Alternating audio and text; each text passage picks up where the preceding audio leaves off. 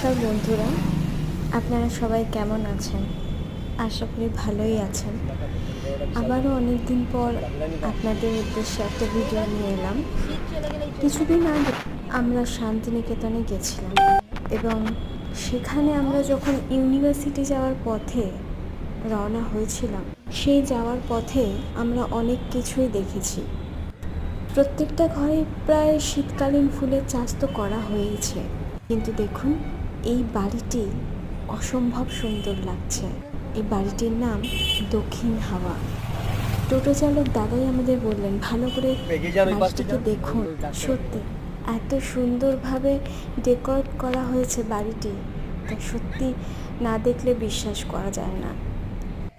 ভিতরে যতটুকু জমি আছে ওনারা চেষ্টা করেছেন নানা রঙের শীতকালীন ফুলের চাষ করে বাড়িটিকে আরও আকর্ষণীয় করে তোলার।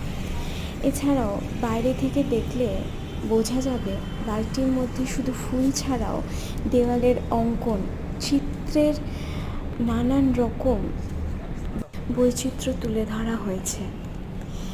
সার্বিকভাবে বাড়িটিকে সত্যি দেখে থমকে দাঁড়াবার মতোই। বাড়িটি সত্যিই খুব আকর্ষণীয়। বাড়িটির নামও দক্ষিণ